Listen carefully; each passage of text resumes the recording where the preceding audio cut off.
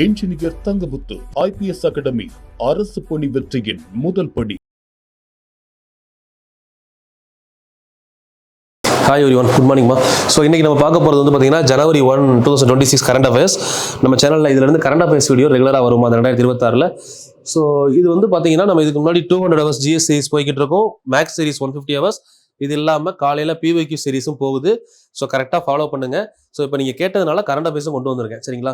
ஏன்னா current affairs PDF வந்து நம்ம ஆல்மோஸ்ட் வந்து ஒரு 2 months போட்டுக்கிட்டு இருக்கோம். அதில் சில பேர் வந்து பார்த்தீங்கன்னா அதை இந்த மாதிரி எக்ஸ்பிளைன் பண்ணி வீடியோ போட்டால் நல்லா இருக்கும் அப்படின்னு கேட்டீங்க, என்னோட பாயிண்ட் ஆஃப் வியூவில். அதனால் உங்களுக்கு வீடியோ கொடுக்க ஸ்டார்ட் பண்ணியிருக்கேன். இதுக்கப்புறம் ரெகுலராக வரும், சரிங்களா? உங்களுக்கு கரண்ட் அஃபேர்ஸ் வந்து அன்னைக்குள்ள current affairs within 1 or 2 days உங்களுக்கு PDF கொடுத்துருவோம். அது நம்ம நார்மலாகவே ஃப்ரீயாக தான் எல்லா சேனலையும் கொடுத்துட்டு இருக்கோம். அது இல்லாமல் இந்த மாதிரி வீடியோ ஃபார்மெட்லாம் வந்துடும். எக்ஸாமுக்கு முன்னாடி வரிசையாக வந்துகிட்டே தான் இருக்கும் எல்லாமே. ஸோ இப்போ 2 days கொடுத்து கம்ப்ளீட் பண்ணும்போது ஈஸியாக முடிஞ்சிடும். ஏன்னா ஒரு 10 நிமிஷம் தான் கரண்ட் அஃபேர்ஸ். நம்ம எக்ஸாம்ல இருந்து இப்போ எக்ஸாம் நமக்கு செப்டம்பர் அக்டோபரில் வருது அப்படின்னா நம்ம வந்து ஆல்மோஸ்ட் ஒரு 10 மாதம் கரண்ட் அஃபேர்ஸ் மேக்ஸிமம் படித்தா போதும். அதுக்குள்ளேயே ப்ரீவியஸ் டேட்டாவே நான் உள்ளே கொண்டு வந்துடுவேன். இப்போ நமக்கு வரக்கூடிய பட்ஜெட்டாக இருக்கட்டும், இல்லை அப்படின்னா எக்கனாமிக் சர்வே, ஸ்கீம் எல்லாமே அப்படியே உள்ளே கொண்டு வந்துடுவோம், சரிங்களா? ஸோ இப்போ இந்த வீடியோ வந்து கொடுத்து முடிக்கிறேன். உங்களோட ஃபீட்பேக் என்னங்கிறத கண்டிப்பாக சொல்லுங்கள். ஸோ கரண்ட் அஃபேர்ஸ் நம்ம இதுக்கப்புறம் எப்படி கண்டினியூ பண்ணலாம் அப்படிங்கிறது உங்கள் ஃபீட்பேக் பேஸ் பண்ணி தான் கொண்டு போக போகிறேன். என்னோட ஸ்ட்ராட்டஜி நான் சொல்லிட்டேன். நீங்கள் எல்லாரும் சொன்னாலுமே என்னோட பாயிண்ட் ஆஃப் வியூவில் எந்த மாதிரி செட் ஆகும், ஏன்னா சிலபஸையும் நம்ம ப்ரீவியஸ் இயர் கொஸ்டினையும் லிங்க் பண்ணி தான் கரண்ட் அஃபேர்ஸ் எடுக்கிறோம்.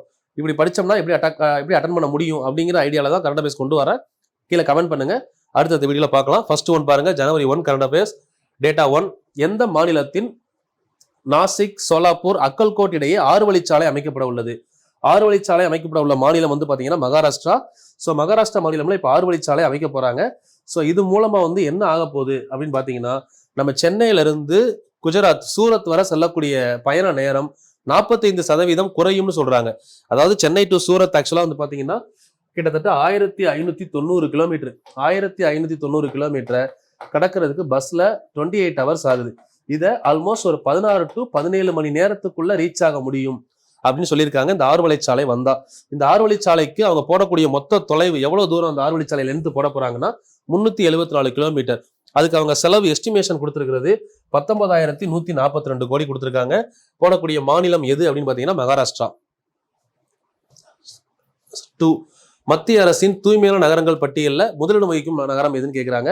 ஸோ இந்த கிளீன் சிட்டியில் ஃபர்ஸ்டா இருக்கிறது இந்தூர். இது இப்போ இல்லை, மத்திய பிரதேசில் இருக்குமா, மத்திய பிரதேஷ் இந்தூர். இது கிட்டத்தட்ட வந்து பார்த்தீங்கன்னா 2018 இருந்து 2018 to 2025 இப்போ வர ஆல்மோஸ்ட் 8 years வந்து பார்த்தீங்கன்னா இந்தூர் தான் ஃபர்ஸ்ட் பிளேஸ்ல இருக்கு. செகண்ட் பிளேஸ்ல இருக்குது சூரத் கிளீன் சிட்டியில. 3வது பிளேஸ்ல இருக்கிறது பார்த்தீங்கன்னா நவி மும்பை. 3rd பிளேஸ், சரிங்களா? ஸோ இந்த மாதிரி கிளீன் சிட்டி அப்படின்னு சொல்லக்கூடிய இந்தியாலேயே தூய்மையாக உள்ள நகரம் அப்படின்னு சொல்லக்கூடிய இந்தூர் இப்போ வந்து பார்த்தீங்கன்னா சுகாதார பிரச்சனை ஒன்று சந்திச்சிருக்கு. அதாவது 7 பேர் உயிரிழந்திருக்காங்க. 7 பேர் இறப்புக்கு காரணம் என்ன அப்படின்னு பார்த்தீங்கன்னா குடிநீர் கூட கழிவு நீர் கலந்துருக்கு. அதுவும் இந்தியாவின் தூய்மையான நகரம் என சொல்லக்கூடிய இந்தூர்ல நடந்த பிரச்சனை, சரிங்களா? ஸோ அப்போ அதனால இந்த கொஸ்டின் கேட்கறதுக்கு வாய்ப்பு இருக்கு. இது இப்போ இல்லை, லாஸ்ட் 8 வருஷமாவே இந்தூர் தான் ஃபர்ஸ்டா இருக்கு, சரிங்களா? இந்தூர் எந்த ஸ்டேட்ல இருக்குன்னு கேட்டாங்கன்னா மத்திய பிரதேஷ். குடிநீரில் கழிவுநீர் கலப்பால் இந்தூர் நகரின் பகிரத்புரா எந்த ஏரியான்னு பாருங்க. பகிரத்புரா அப்படிங்கிற ஏரியால 7 பேர் உயிரிழந்திருக்காங்க. இந்த பகிரத்புராங்கிற ஏரியா எங்க இருக்குன்னு பாத்துக்கோங்க, இந்தூர். கரண்ட் அஃபேர்ஸ்ல வந்தா அதை ரிலேட் பண்ணி எப்படி கேட்கலாம் கொஸ்டின் அப்படிங்கிறத பாத்துக்கணும். ரூபாய் 5க்கு உணவு வழங்கும் திட்டம் எந்த யூனியன் பிரதேசம் அல்லது மாநிலத்தில் தொடங்கப்பட்டது? ரூபாய் 5க்கு உணவு வழங்கும் திட்டம் யூனியன் பிரதேசமான டெல்லியில் கொண்டு வரப்பட்டது. டெல்லி, இந்தியாவின் தேசிய தலைநகர் பகுதியான டெல்லியில 5 ரூபாய்க்கு உணவு வழங்கும் திட்டத்துக்கு பேர் என்ன அப்படின்னா அடல் உணவகம். அடல் உணவகம் அப்படிங்கிற டேட்டா கொண்டு வந்திருக்காங்கம்மா, அடல் கேண்டீன். ஸோ இதுல வந்து பாத்தீங்கன்னா இது டிசம்பர் 2025 யாருடைய பர்த்டே? அடல் பிகாரி வாஜ்பாயோடைய பர்த்டே. இவருடைய பிறந்த நாளை முன்னிட்டு January 1, 2024 தொடங்கப்பட்ட ஸ்கீம் தான் இந்த அடல் உணவகம். 5 ரூபாய்க்கு உணவு வழங்கக்கூடிய திட்டம். ஸோ இது வந்து பாத்தீங்கன்னா மொத்தம் 100 கேண்டீன் ஓபன் பண்றதா பிளான் பண்ணியிருக்காங்க. ஸோ இதுல January 2026 ஓபன் பண்ணப்பட்டது அப்படின்னு பாத்தீங்கன்னா ஆல்மோஸ்ட் 40 கேண்டீன் ஓபன் பண்ணியிருக்காங்கப்பா, சரிங்களா? 100 அடல் கேண்டீன்ஸ் ஆஃபரிங். ஸோ அதில் வந்து பார்த்தீங்கன்னா 40 கேண்டீன் வந்து பார்த்தீங்கன்னா ஓப்பன் பண்ணிட்டாங்க 2026. டெல்லியோட சிஎம் ஓப்பன் பண்ணி வச்சது யார் அப்படின்னு பார்த்தீங்கன்னா Rekha Gupta. Delhi CM Rekha Gupta as per 2026 data, சரிங்களா? ஸோ அது மாதிரி டெல்லி தேசிய தலைநகர் பகுதியாக அறிவிக்கப்பட்டது எப்போ? டெல்லி தலைநகரமா, இந்தியாவின் தலைநகரமாக மாறியது எப்போ அப்படின்னு பார்த்தோம்னா 1905 வங்க பிரிவினை, வங்காளம் பிரிக்கப்பட்டது. அப்போ கல்கத்தா கேபிட்டல். 1911 டெல்லி தர்பார் நடைபெற்றது இல்ல லிட்டன் பிரபு காலத்துல. ஸோ அப்போதான் டெல்லி முத மாநிலம், அதாவது தலைநகரமாக அங்கீகரிக்கப்பட்டது. அதுக்கப்புறம் 1991 after republic 69th constitutional amendment act, இதன்படி டெல்லி தேசிய தலைநகர் பகுதியாக அங்கீகரிக்கப்பட்டது 1991. ஸோ அதுக்கப்புறம் வந்து பாத்தீங்கன்னா டெல்லியை பத்தி சொல்லக்கூடிய இந்த முக்கியமான ஆர்டிகிள் 239AA 239AB. 239A என்ன சொல்லுது, 239AB என்ன சொல்லுது, இது ரெண்டுக்குமான ஆன்சரை கீழே நீங்க கமெண்ட் பண்ணிருங்க. இது முக்கியமான டேட்டா, இது நீங்க பார்த்தாலே தெரியும். ஒரு ஆன்சர் நானே சொல்லிட்டேன், இதுல ஒரு ஆன்சர் நான் சொல்லிட்டேன், இன்னொரு ஆன்சர் என்னன்றதை கீழே கமெண்ட் பண்ணிருங்க. ஷார்ட்கட் கீவேர்ட் கொடுக்குறேன், பிரசிடென்ட் ரூல் பத்தி சொல்லக்கூடியது. சரிங்களா? ஸோ இது ரெண்டையும் கீழே கண்டிப்பா கமெண்ட் பண்ணுங்க. அடுத்து பாக்குறவங்க படிக்கும்போது கமெண்ட்ஸ் பாக்குறப்போ ஒரு சில டேட்டா தெரிஞ்சுக்கணும், அதுக்காக தான் சொல்றேன். இதுல கமெண்ட் பண்ணிருங்க. அடுத்து இதே மாதிரி இந்த அடல் உணவகம் மாதிரியே 5 ரூபாய் உணவகம் இருக்கு இல்லைங்களா, இதே மாதிரி 5 கிலோ ரைஸ் வீட்டு 2020 நம்ம கோவிட்ல பாதிக்கப்பட்ட மக்களுக்காக கொடுத்தாங்க. அந்த ஸ்கீம் பேரு PMGKAY, பிரதான் மந்திரி கரீப் கல்யாண் அன்ன யோஜனா. பிரதான் மந்திரி கரீப் கல்யாண் அன்ன யோஜனா. இது 2019 COVID-19 கொண்டு வரப்பட்டதுமா. இதே 5 ரூபாய் அப்படின்ற கான்செப்ட்ல. அதே மாதிரி நம்ம தமிழ்நாட்டில் வந்து பாத்தீங்கன்னா அம்மா உணவகம் எப்ப கொண்டு வந்தாங்க, 2013 கொண்டு வரப்பட்டது அம்மா உணவகம். இதெல்லாம் கொஞ்சம் பாத்துக்கோங்க. தென் சேம் அதே மாதிரி 1991 நரசிம்மராவ் கவர்மெண்ட் வந்தப்போவே 5 ரூபாய்க்கு உணவுகள் கொடுக்கணும் அப்படிங்கிற ஸ்கீம் ஒண்ணு கொண்டு வந்திருப்பாரு. சிறிய ரக செயற்கைக்கோள்களை விண்ணில் செலுத்த பயன்படுத்தப்படும் ராக்கெட். சிறிய ரக அப்படின்னு கேட்டாலே small satellite launching vehicle, SSLV. So இதுல வந்து பாத்தீங்கன்னா PSLV, GSLV, SSLV, இந்த மாதிரி 3 வகையான ராக்கெட்ஸ் இருக்கு. PSLV அப்படின்னா polar satellite launching vehicle, GSLV அப்படின்னா geocentric satellite launching vehicle, geosynchronous satellite launching vehicle. Then SSLV அப்படின்னா ஸ்மால் சேட்டலைட் லான்ச்சிங் வெஹிக்கிள். சரிங்களா? ஸோ இது எல்லாமே வந்து பாத்தீங்கன்னா வெஹிக்கிள்ஸ். ஸோ இதுல வந்து எங்கெங்க வந்து லான்ச் பண்றாங்க. இப்போ இந்த SSLV பத்தி ஏன் பாக்குறோம், இந்த SSLV வந்து பாத்தீங்கன்னா இப்போ 3ஆம் கட்ட சோதனையா திட எரிபொருள் பயன்படுத்துவதை பத்தி 3ஆம் கட்டமா சோதனை நடத்திருக்காங்க. இந்த 3ஆம் கட்ட சோதனை நடத்தப்பட்ட இடம் எது அப்படின்னு கேட்டாங்கன்னா சதீஷ் தவான் விண்வெளி மையம், ஸ்ரீஹரிகோட்டா, ஆந்திரா. சதீஷ் தவான் விண்வெளி மையம், ஸ்ரீஹரிகோட்டா, ஆந்திரால இப்ப 3ஆம் கட்ட இயந்திரம் சோதனை நடத்தப்பட்டது. ஸோ இதுல வந்து பாத்தீங்கன்னா இந்த 3ஆம் கட்ட இயந்திரம் திட எரிபொருளை பயன்படுத்துறதுனால ராக்கெட்டோட வேகம் வினாடிக்கு 4 கிலோமீட்டர் வரை அதிகரித்துள்ளதா சொல்றாங்க. சரிங்களா? ஸோ இப்போ இதே மாதிரி இந்த விண்வெளி ஆய்வு மையங்கள் நம்ம கிட்ட வந்து பாத்தீங்கன்னா 4 ஆய்வு மையம் முக்கியமா படிக்கிறோம். ஒன்னு வந்து பாத்தீங்க அப்படின்னா விக்ரம் சாராபாய் ஆய்வு மையம் 1963 தொடங்கப்பட்ட ஒண்ணுப்பா. ரெண்டாவதுதான் சதீஷ் தவான் தொடங்கியிருப்பாங்க. சதீஷ் தவான் வந்து பாத்தீங்கன்னா 1969 தொடங்கப்பட்டது. தென் அதே மாதிரி வீலர் தீவு 3வது, வீலர் ஐலாண்ட் படிச்சிருப்பீங்க. வீலர் ஐலாண்ட் வந்து பாத்தீங்கன்னா 1989 தொடங்கப்பட்டது.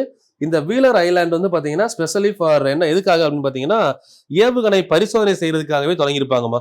ஸோ இது வந்து பாத்தீங்கன்னா கிட்டத்தட்ட செப்டம்பர் 4/9/2015 செப்டம்பர் 4ல இதோட பேர் வந்து பாத்தீங்கன்னா APJ ஐலாண்ட் அப்படின்னு மாற்றப்பட்டது. இந்த வீலர் ஐலாண்டு தான் APJ ஐலாண்டு, அப்துல் கலாம் தீவு அப்படின்னு பேர் மாத்திருப்பாங்க. 2015 4ஆம் தேதி 9வது மாசம் செப்டம்பர் 4. சரிங்களா? இங்கதான் அதிகமா ஏவுகணைகள் பரிசோதனை செய்வாங்க. ஒடிசால இருக்கு. ஒடிசா சந்திப்பூர் அப்படிங்கிற இடத்துல காணப்படுது. தென் 4வது வந்து பாத்தீங்கன்னா இப்ப தமிழ்நாட்டுல ஏவுகணை ஆய்வு மையம் இப்ப இது கொண்டு வந்திருக்காங்க, விண்வெளி மையம். தமிழ்நாட்டுல வந்து பாத்தீங்க அப்படின்னா இங்க நம்ம தூத்துக்குடி குலசேகரப்பட்டினம் அப்படிங்கிற இடத்துல 2027 கொண்டு வர போறாங்க, லான்ச் பண்றது. சரிங்களா? நெக்ஸ்ட் உள்நாட்டு தொழில்நுட்பம் மூலம் 10 டன் எடையுள்ள திடப்பொருள் கலவை 10 டன் எடையுள்ள திட எரிபொருள் கலவை இயந்திரம் தொடங்கப்பட்டுள்ளது. இதுதான் வந்து பாத்தீங்கன்னா உலகின் பெரிய திட எரிபொருள் கலவை இயந்திரம் சொல்றாங்க. உலகிலேயே பெரியது இங்கதான் இருக்கு. தென் சதீஷ் தவான் விண்வெளி மையத்தை தொடங்க போறாங்க. ஓகேங்களா? நெக்ஸ்ட் சமீபத்தில் பிரளய் ஏவுகணை எங்கு வெற்றிகரமாக சோதனை செய்யப்பட்டது. இந்த பிரளய் அப்படிங்கிற ஏவுகணை வெடிபொருள் எடுத்து செல்லக்கூடிய ஒரு ஏவுகணை, ஒரு நாட்டை தாக்கி அழிக்கக்கூடியது, ஒரு நாட்டையோ குறிப்பிட்ட இடத்தையோ தாக்கி அழிக்கக்கூடியது. இந்த ஏவுகணையை பொறுத்தவரை வந்து பாத்தீங்கன்னா எங்க இருந்து எங்க போகுது, தரையிலிருந்து தரைக்கு போகுதா, இல்ல தரையில இருந்து ஏர் வானத்துக்கு போகுதா காற்று மூலம், இல்ல ஏர்ல இருந்து தரையை தாக்கக்கூடியதா, இந்த மாதிரி வகைகள் இருக்கு நிறைய. இந்த பிரளய் அப்படிங்கிற ஏவுகணை ஆக்சுவலா பாத்தீங்கன்னா லேண்ட் டு லேண்ட், தரையிலிருந்து தரைக்கு செல்லக்கூடிய ஏவுகணை. ஸோ இதுக்கான பரிசோதனை நடத்தப்பட்ட இடம் எது அப்படின்னு பார்த்தீங்கன்னா ஒடிசா சந்திப்பூர். இப்போ பார்த்தோம் இல்லைங்களா, ஏபிஜே தீவுல சோதனை நடத்தியிருக்காங்க. இந்த பிரளய் ஏவுகணை நமக்கு வந்து பார்த்தீங்கன்னா தரையிலிருந்து தரையை தாக்கக்கூடிய ஏவுகணை ஒன்று. ஸோ இது எவ்வளோ தூரம் வரைக்கும் தாக்கும் அப்படின்னு பார்த்தீங்கன்னா 150 500 கிலோமீட்டர் வரைக்கும், 150 முதல் 500 கிலோமீட்டர், 150 to 500 கிலோமீட்டர் வரை தாக்கக்கூடியது. ஸோ அடுத்த பாயிண்ட் என்ன அப்படின்னா, இது எவ்வளோ எடையுள்ள பொருட்களை வெடிப்பொருளை சுமந்து செல்லும். இது இவ்வளவு தூரம் டிராவல் பண்ணும். சுமந்து செல்லக்கூடிய எரிபொருள் எவ்வளோன்னு பார்த்தீங்கன்னா 500 கிலோல இருந்து 1000 கிலோ அப்படின்னு சொல்றாங்க. ஸோ ஒரு சில டேட்டால வந்து ஆன்லைன்ல பாக்குறப்போ நமக்கு 350 to 750 அப்ராக்சிமேட்டா 750 இருந்து 1000 வரை மேக்சிமம் எடையுள்ள பொருட்களை சுமந்து செல்லக்கூடியது அப்படின்னு சொல்றாங்க. சரிங்களா? நாட்டின் மிகப்பெரிய சர்க்கரை உற்பத்தி மாநிலம் எது? நமது நாட்டின் மிகப்பெரிய சர்க்கரை உற்பத்தி மாநிலம் இந்தியால எதுன்னு பார்த்தா ஃபர்ஸ்ட் யூபி. இந்தியாவின் சர்க்கரை கிண்ணம் என அழைக்கப்படுவது எதுன்னு கேட்டாங்கன்னா யூபி. தென் 2வது பிளேஸ்ல இருக்கிறது மகாராஷ்டிரா, 3வது பிளேஸ்ல இருக்கிறது கர்நாடகா. ஃபர்ஸ்ட் யூபி, 2வது மகாராஷ்டிரா, 3வது கர்நாடகா. அதே மாதிரி தமிழ்நாட்டில் முதலிடத்தில் உள்ள மாவட்டம் எதுன்னு கேட்டாங்கன்னா கடலூர். தமிழ்நாட்டின் சர்க்கரை கிண்ணம்னு கேட்டாங்கன்னா கடலூர். அது மாதிரி உலகின் சர்க்கரை கிண்ணம் அப்படின்னு கேட்டாங்கன்னா கியூபா. உலகின் சர்க்கரை கிண்ணம் தமிழ்நாட்டின் சர்க்கரை கிண்ணம், யூபி அப்படிங்கிறது இந்தியாவின் சர்க்கரை கிண்ணம்.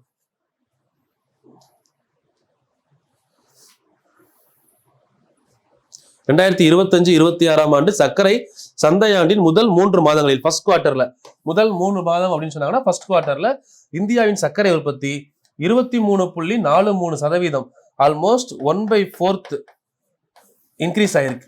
சரிங்களா? 23.43%. இந்த டேட்டாலாம் எக்ஸாக்டா பாத்துக்கோங்க. இது 2025-26 டேட்டா. இப்போ டேட்டா படி 23.43% உயர்ந்துள்ளது சர்க்கரை உற்பத்தி.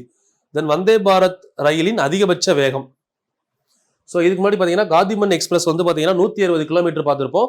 ஸோ இப்போ இந்த வந்தே பாரத் பற்றி ஏன் பார்க்குறோம்னா ஸ்லீப்பர் கோச் கொண்டு வந்து அதுக்கான பரிசோதனை நடத்தியிருக்காங்க. 180 கிலோமீட்டர் வேகத்தில் 1 ஹவருக்கு 180 கிலோமீட்டர் வேகத்துல பரிசோதனை செய்யப்பட்டது வித் ஸ்லீப்பர் கோச். சரிங்களா? வந்தே பாரத் இப்ப ரீசன்ட் டேட்டா ஜனவரி 1. தென் படுக்கை வசதி கொண்ட ஸ்லீப்பர் கோச் படுக்கை வசதி கொண்ட வந்தே பாரத் ரயிலின் 180 கிலோமீட்டர் அதிவேக சோதனை ஓட்டம் வெற்றிகரமாக நிறைவு பெற்றது. 180 கிலோமீட்டர் ஸ்லீப்பர் கோச், அதான் கொஸ்டின் இங்க. சரிங்களா? சோ இது வந்து முழுவதுமாக உள்நாட்டிலேயே வடிவமைக்கப்பட்டது. இந்த சோதனை வந்து கோட்டா நாக்டா என்ற பிரிவில் நடத்தப்பட்டது. கோட்டா நாக்டா என்ற பிரிவில் நடைபெற்றது. தென் வந்தே பாரத் அப்படிங்கிறது ஹை ஸ்பீட் ட்ரெயின். ஸோ இப்போ இந்தியாவில் ஃபாஸ்டஸ்ட் ட்ரெயின் எதுன்னு கேட்டீங்கன்னா வந்தே பாரத் 180. இதுக்கு முன்னாடி வர இருந்தது தான் நம்ம காந்திமன் எக்ஸ்பிரஸ் அப்படின்னு பார்த்தீங்களா. காந்திமன் அப்படிங்கிறது 160 தான். ஸோ இப்போ இந்த வந்தே பாரத் பற்றி நிறைய டேட்டாஸ் பார்க்க போகிறோம். வந்தே பாரத்தோட ஓல்டு நேம் அப்படின்னு பார்த்தீங்கன்னா 2028 ஃபர்ஸ்ட் வந்தே பாரத் அப்படிங்கிறத ஸ்டார்ட் பண்ணுறப்போ ரயில் 18 அப்படிங்கிற பேர்ல ஸ்டார்ட் பண்ணியிருப்பாங்க. அதுக்கப்புறம் 2019 வந்தே பாரத் அப்படிங்கிற பேருக்கு மாற்றிருப்பாங்க. அந்த பேர் மாற்றப்பட்ட நாள் 27/1 ஜனவரி 27, 2019 நேம் சேஞ்ச் பண்ணாங்க. முதல் வந்தே பாரத் ட்ரெயின் இந்தியாவில் இயக்கப்பட்ட இடம் எதுன்னு கேட்டீங்கன்னா டெல்லி டு வாரணாசி. துவங்கப்பட்ட நாள் 15/2 பிப்ரவரி 15, 2019. அப்பதான் முதல் ட்ரெயின் விட்டுருக்காங்க. ரொம்ப ரொம்ப முக்கியமான data. Delhi to Varanasi first Vande Bharat train. 2வது வந்தே பாரத் வந்து பாத்தீங்கன்னா டெல்லி டு கத்ரா. டெல்லி டு கத்ரா 2வது ட்ரெயின். ரெண்டுமே டெல்லியில தான் விடப்பட்டது. அது மாதிரி வரிசையா அடுத்தடுத்து ட்ரெயின் விடுறாங்க. வந்தே பாரத்ல சவுத் இந்தியால, அதாவது ஆல் ஓவர் இந்தியால 5வது ட்ரெயின், சவுத் இந்தியால ஃபர்ஸ்ட் ட்ரெயின். அதுதான் வந்து பாத்தீங்கன்னா Chennai to Mysore. Chennai to Mysore south இந்தியால ஃபர்ஸ்ட் ட்ரெயின். இதுதான் டேட் பாருங்க 11/11/22 கொரோனா பல்லே வந்துடும். இதுதான் தென்னிந்தியால சவுத் இந்தியால ஃபர்ஸ்ட் ட்ரெயின்மா. அது மாதிரி தமிழ்நாட்டிலேயே ஃபர்ஸ்ட் ட்ரெயின் இதுதான். தமிழ்நாட்டில் தான் சவுத் இந்தியால ஃபர்ஸ்ட் ட்ரெயின் விட்டுருக்காங்க சென்னை டு மைசூர். நல்லா பாத்துக்கோங்க. இந்தியா வைஸ் பாத்தீங்கன்னா இது வந்து 5வது ட்ரெயின். ஸோ இது மாதிரி நிறைய பிளான் இருக்கு. இதுல அவங்க வந்து பாத்தீங்கன்னா கிட்டத்தட்ட 2022 இது 23 வந்து ஆல்மோஸ்ட் வந்து ஒரு 35 ட்ரெயின் விடுறதா பிளான் பண்ணியிருந்தாங்க. இப்போ 2025 டேட்டா படி பாத்தீங்கன்னா மொத்தம் 80 ட்ரெயின் லான்ச் பண்ணிட்டாங்க.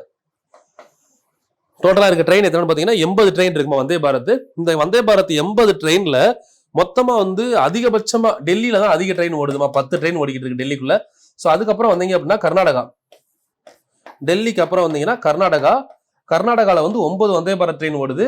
ஸோ அதுக்கப்புறம் 3வது இடத்துல நம்ம யூபி, அதுக்கப்புறம் வந்து பாத்தீங்கன்னா மகாராஷ்டிரா, தென் தமிழ்நாடு. 3 பேருக்குமே 8 ட்ரெயின் ஓடிக்கிட்டு இருக்குமா ஒவ்வொரு ஸ்டேட்லயும். இந்த 3 ஸ்டேட்லயும் 8 ட்ரெயின். மொத்தம் இப்ப இருக்க ட்ரெயின் வந்து பாத்தீங்கன்னா 80 ட்ரெயின் நம்ம இந்தியாக்குள்ள வந்தே பாரத் ட்ரெயின் ஓடிக்கிட்டு இருக்கு. சரிங்களா? 10 train Delhi, 9 train Karnataka, 8 train நம்ம தமிழ்நாட்டில் ஓடுது, மகாராஷ்டிரா, யூபியில் ஓடிக்கிட்டு இருக்கு. சரிங்களா? ஸோ இது மேக் இன் இந்தியா திட்டத்தின் கீழே இந்த பாகங்கள் எல்லாம் தயாரிக்கிறாங்கம்மா. 75% பாகங்கள் மேக் இன் இந்தியா ஸ்கீம் கீழே தயாரிக்கிறாங்க. அப்ப அந்த மேக் இன் இந்தியா அப்படிங்கிறது எப்ப கொண்டு வரப்பட்ட திட்டம் அப்படின்னு பாத்தீங்கன்னா 25/9 செப்டம்பர் 25 2014 கொண்டு வரப்பட்டது. செப்டம்பர் 25 2014 கொண்டு வரப்பட்டதுப்பா. சரிங்களா? ரயில் பெட்டி தயாரிக்கிறது ஐசிஎஃப். ஐசிஎஃப் அப்படின்னா என்ன மீனிங்? இன்டெகிரல் கோச் ஃபேக்டரி அப்படின்னு சொல்றோம். இது தொடங்கப்பட்ட நாள் எப்போன்னு பாத்தீங்கன்னா அக்டோபர் 2 1955 பெரம்பூர், சென்னை பெரம்பூர்ல ரயில் பெட்டி தொழிற்சாலை 2/10/1955. சரிங்களா? பாத்துக்கோங்க. தென் வந்தே பாரத் ரயிலோட முதல் பெண் ஓட்டுநர் சுரேகா யாதவ். இவங்க தான் முதல் பெண் ஓட்டுநர் வந்தே பாரத். தமிழ்நாட்டில் வந்தே பாரத் மொத்தம் எத்தனை இருக்குன்னு பார்த்தோம்? 8. தமிழ்நாட்டில் மொத்தம் 8. அந்த 8ல அந்த மிஸ் ஆயிருக்க ஒண்ணு என்னன்னா நம்ம எழுதியிருக்கோம் கீழே, சென்னை டு மைசூர் இருக்குல்ல, அதே மாதிரி அஞ்சாவது ட்ரெயின் வந்து மைசூர் டு சென்னை விட்டாங்க. சென்னை டு மைசூர் 1, இதுல ஒரு 6வது ட்ரெயினா போனது 5 ட்ரெயினுக்கு அப்புறம் மைசூர் டு சென்னை. ஒரு ட்ரெயின் சென்னையில இருந்து மைசூர் கிளம்புறப்போ மைசூர் டு சென்னை ஒரு ட்ரெயின் வருது, 2 ட்ரெயின் வருது. இந்த மைசூர் டு சென்னையில மட்டும் 2 ட்ரெயின் இருக்கு, அப் அண்ட் டவுன். சரிங்களா? மொத்தம் எல்லாமே ஒரு ட்ரெயின். மைசூர் டு சென்னை 2. மொத்தம் வந்து பாத்தீங்கன்னா 7 கொடுத்துருக்கோம், 8 ட்ரெயின் வரும். சரிங்களா? மைசூர் டு சென்னையில 2 வந்துருமா, பாத்துக்கோங்க. அது அதுக்கப்புறம் பாத்தீங்கன்னா இந்த பிரளய் ஏவுகணை இருக்கு இல்லைங்களா, அந்த பிரளய் ஏவுகணை வந்து யாரு தயாரிச்சது? முன்னாடி பிரளய்னு ஒரு டேட்டா பார்த்தோம்ல, இந்த பிரளய் ஏவுகணையை தயாரிச்சது யார் அப்படின்னு பாத்தீங்கன்னா டிஆர்டிஓ. இதுக்கு முன்னாடி ஒரு கொஸ்டின் பார்த்த ஞாபகம் இருக்கா? சர்க்கரைக்கு முன்னாடி பிரளய் அப்படிங்கிற ஏவுகணை பத்தி பார்த்தோம்ல, அந்த ஏவுகணையை தயாரிச்சது யார்? இந்த பிரளய் அப்படிங்கிற ஏவுகணையை தயாரிச்சது யார் அப்படின்னா DRDO, defence research and development organisation. DRDO capital வந்து பாத்தீங்கன்னா ஹெட் குவார்டர்ஸ் வந்து டெல்லிமா. இந்த டிஆர்டிஓ டே வந்து இம்பார்ட்டன்ட். டிஆர்டிஓ டே ஜனவரி 1 1958 தொடங்கப்பட்டதுப்பா. ஜனவரி 1 1958 டிஆர்டிஓ. இவங்க தயாரிச்சது அந்த பிரளய் அப்படிங்கிற ஏவுகணை. சரிங்களா? டிஆர்டிஓட முதல் பெண் சேர்மன் பேர் பாத்தீங்கன்னா மஞ்சுளா அப்படின்றது தான் அவங்களோட பேரு, டி மஞ்சுளா.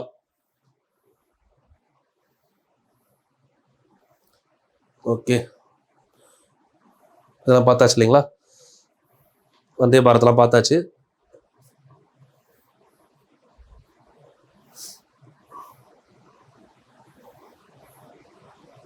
இதெல்லாம் நீங்க ரீட் பண்ணிக்கோங்கம்மா. Chennai to Nellai first train எது, செகண்ட் ட்ரெயின் எது? சென்னை டு மைசூர், அடுத்து Chennai to Kovai, Chennai to Vijayawada, Chennai to Nellai. சென்னையில தான் முதல் 4 ட்ரெயின். 5வது மைசூர் டு சென்னை இங்கதான் வந்திருக்கும். அதுக்கப்புறம் கோயம்புத்தூர் டு பெங்களூர், மறுபடியும் சென்னை டு நாகர்கோவில், மதுரை டு பெங்களூர். பெங்களூருக்கு 2 ட்ரெயின் இருக்குமா, கோயம்புத்தூர் டு பெங்களூர், இன்னொன்னு மதுரை டு பெங்களூர். அடுத்து உலக பிளிட்ஸ் செஸ் சாம்பியன் போட்டியில் வெண்கல பதக்கம் வென்றவர் யார்? பிளிட்ஸ் செஸ் சாம்பியன் போட்டியில வெண்கல பதக்கம் வென்றவர், ஏன்னா இந்தியா பெற்றது வெண்கலம் தான், அதுல வெண்கல பதக்கம் வென்றவர் அர்ஜுன் எரிகைசி. பேர் பார்த்துக்கோங்க, அர்ஜுன் எரிகைசி வெண்கல பதக்கம் வென்றவர். எந்த போட்டி? பிளிட்ஸ் செஸ் சாம்பியன், உலக சாம்பியன். நடந்த இடம் எது அப்படின்னு பாத்தீங்கன்னா கத்தார். கத்தார் நடந்தது. இந்தியா வென்றது வெண்கல பதக்கம் தான். சோ அந்த போட்டியில கோல்டு தங்க பதக்கம் வென்றவர் உலகின் நம்பர் 1 செஸ் வீரர் மேக்னஸ் கால்சன். அவருடைய நாடு நார்வே. நார்வேவை சேர்ந்த மேக்னஸ் கால்சன். இவர் தான் வந்து பாத்தீங்கன்னா இந்த செஸ் போட்டியில முதலிடம் வகிச்சு தங்க பதக்கம் வாங்கியிருக்காரு. ஓகேங்களா? சோ இதோட வந்து பாத்தீங்கன்னா நமக்கு டே 1 கரண்ட் அஃபேர்ஸ் ஓவர். அடுத்த கிளாஸ்ல வந்து பாத்தீங்கன்னா டே 2க்கான கரண்ட் அஃபேர்ஸ் பார்க்கலாம். ஸோ கரண்ட் அஃபேர்ஸ் ஃபுல்லாக பாருங்க, நோட்ஸ் எழுதிக்கோங்க. எக்ஸ்ட்ரா பாயிண்ட்ஸ் கொடுத்துருக்கேன், இன்னும் எக்ஸ்ட்ரா பாயிண்ட்ஸ் தேவைப்பட்டாலும் கொடுக்குறேன். நமக்கு எது தேவையோ அது வரைக்கும் கொடுக்குறேன். ஏன்னா ஒரே டேட்டாலாம் நிறைய பார்த்தோம்னாலும் மைண்ட்ல ஏற்ற முடியாது. ஸோ இன்னைக்கு கொடுத்த விஷயங்கள் இது போதும். அடுத்தடுத்த கிளாஸ் வரும்போது ஒரு டேட்டாவுக்கு டெப்தா கொடுக்குறேன். இப்போ நம்ம வந்தே பாரத் பத்தி நிறைய பார்த்தோம். இந்த மாதிரி ஒவ்வொரு நாள் ஒவ்வொரு டேட்டா அடிஷனலா பார்க்க உங்களுக்கு பாயிண்ட்ஸ் எல்லாம் ஆட் ஆகிட்டே வரும். ஸோ இதை பத்தின ஃபீட்பேக் கீழே சொல்லுங்க. கண்டிப்பா நீ என்ன சொல்றீங்கிறத பொறுத்து அடுத்த வீடியோ வரும். ஜிஎஸ் வீடியோவுக்கு நான் ஆல்ரெடி சொன்ன மாதிரி ஃபர்ஸ்ட் நீங்க எவ்வளவு ஃபாலோ பண்றீங்கிறத பொறுத்து அடுத்த வீடியோ வர ஆரம்பிக்குமா. ஜிஎஸ் நான் பிளான் பண்ண மாதிரி 200 வீடியோ கம்ப்ளீட் பண்ணிடுவேன். சரிங்களா? ஸோ நீங்க எவ்வளவு சீக்கிரம் பாக்குறீங்க, ஷேர் பண்றீங்க, ஒரு 10K வியூ வந்துருச்சுன்னா அடுத்த வீடியோ கொடுக்க ஆரம்பிச்சிடலாம் அப்படின்னு நம்ம டீம்ல பிளான் பண்ணிருக்கோம். ஏன்னா நிறைய வீடியோஸ் போகுது இல்லைங்களா, ஏதோ ஃபர்ஸ்ட் கொடுக்குறது செகண்ட் கொடுக்குறது அப்படின்னு ஆர்கனைஸ் பண்றப்போ உங்களோட ப்ரிஃபரன்ஸ் தான். இப்போ ஜிஎஸ் வந்து ஸ்லோவா மூவ் ஆகுதா, அப்போ நம்ம மேக்ஸை காலையில கொடுத்துட்டு கரண்ட் அஃபேர்ஸ் டெய்லி கொடுக்கலாம் அப்படின்னு யோசிக்கிறோம். நீங்க எந்த அளவுக்கு யூட்டிலைஸ் பண்றீங்க, நீங்க ஃபர்ஸ்ட் வீடியோ போட்டு 2 டேஸ்ல இல்ல அடுத்த நாளே நீங்க 10K வியூஸ் 10,000 பேர் பாக்குறீங்க, நல்லா யூஸ் பண்றீங்க அப்படின்னா அந்த வீடியோஸ் அடுத்தடுத்து கொடுக்க ஆரம்பிச்சிருவோம். வேற ஏதாவது டவுட் இருந்தாலும் கீழே கமெண்ட் பண்ணுங்க. உங்க கமெண்ட்ஸை பேஸ் பண்ணி தான் அடுத்த வீடியோஸ் வந்துகிட்டே இருக்கும். ரெகுலரா பாருங்க, கண்டினியூஸா படிங்க. கண்டிப்பா வரக்கூடிய வருடங்கள் எல்லாரும் அரசு அதிகாரியா மாறுறதுக்கு என்னுடைய வாழ்த்துக்கள். Thank you, all the very best.